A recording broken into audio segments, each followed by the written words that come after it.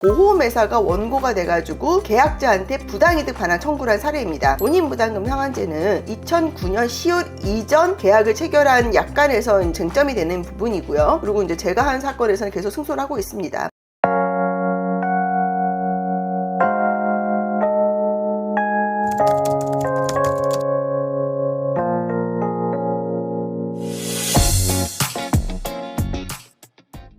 안녕하세요. 최혜원 변호사입니다. 본인부담금 상한제 관련해서 보험회사와 계약자 측의 소송에서 승소 판례를 몇 차례 소개를 드렸습니다. 최근 즉 2023년 11월 17일에도 저희가 승소한 사례가 있어서 제가 직접 수행한 사례인데 소개를 해드리려고 합니다. 이 사안은 보험금 청구 사안이 아니라 보험회사가 원고가 돼가지고 계약자한테 부당이득 반환 청구를 한 사례입니다. 좀 설명을 드리면 보험회사가 기존에 지급한 보험금에서 본인부담금 상한제에 해당하는 금액만큼 더 줬다. 그 부분은 계약자 측이 가져갈 금액이 아니라 그래서 이 금액을 부당이득이라고 그래서 원고가 돼서 소송을 제기한 사례입니다. 판례를 보시겠습니다. 2023년에 이제 판례이고요. 사건명을 보면 이게 부당이득금입니다. 보험회사가 원고가 돼가지고 계약자 측, 정확히는 수익자이죠. 수익자한테 부당이득 반환금 내놔라. 기존에 지급한 보험금 중에서 본인 부담금 상한액에 해당해서 돌려받은 금액만큼은 계약자가 가져갈 돈이 아니라 보험회사가 가져갈 돈이라 그래서 이렇게 부당이득 반환 청구를 하는 경우도 종종 있습니다. 예, 제가 수행을 했고요. 선고는 2023년 11월 17일에 났습니다. 쟁점을 말씀드리면 뭐 다 아시다시피 그 환급금, 본인 부담금 환급금이 부당이득한다. 이래서 계약자 측을 상대로 소송을 했습니다. 근데 이제 계약자 측이 이겼죠. 결국 보험회사의 청구가 모두 기각되었습니다. 근데 이 기각 근거를 보면은 사실 본인 부담금 상한제 관련 소송에서 계약자한테 유리한 근거가 여러 가지가 있습니다. 근데 이 사건에서 재판부는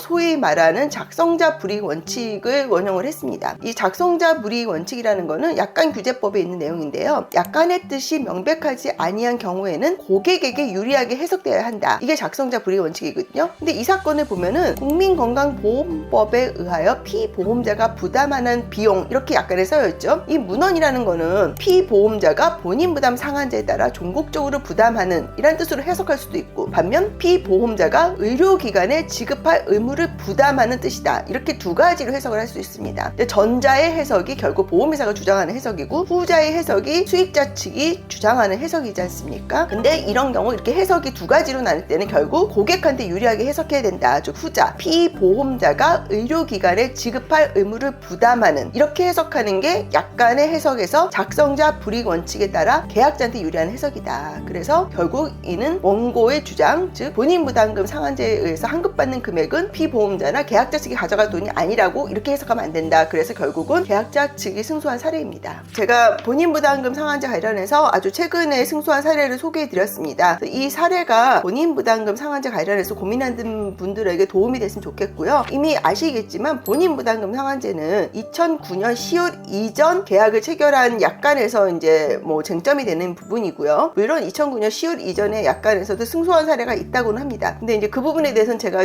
이 파일에서 다루는 건 아니고요. 2009년 10월 이전에 본인 부담금 상한제 이슈가 되는 경우에는 한번 다퉈볼 만하다. 그리고 이제 제가 한 사건에서는 계속 승소를 하고 있습니다. 다만 이 2009년 10월 이전 사건이라도 제가 알기로 패소한 사례들도 있다고 합니다. 그래서 왜 패소했는지는 뭐 여러 가지 살펴봐야겠습니다만, 아무래도 변론주의가 우리나라 민사소송법의 기본이다 보니까 정확한 주장을 안 하면 패소도 할 수 있는 거라고 저는 생각을 하고요. 또 판사마다 또 재판부마다 판단의 기준이 다를 수가 있습니다. 그렇기 때문에 뭐 본인 부담금 상한제에 2009년 10월 이전 약관은 무조건 승소한다 이렇게 말씀드리기는 어렵지만, 어쨌든 제가 지금까지 수행한 사건들은 계속 승소를 해서 소개를 해드렸습니다. 그래서 오늘 사건 수임 문의를 원하시는 분은 카카오 채널 최혜원 변호사나 저희 그 밑에 있는 연락처로 연락 주시기 바랍니다. 감사합니다.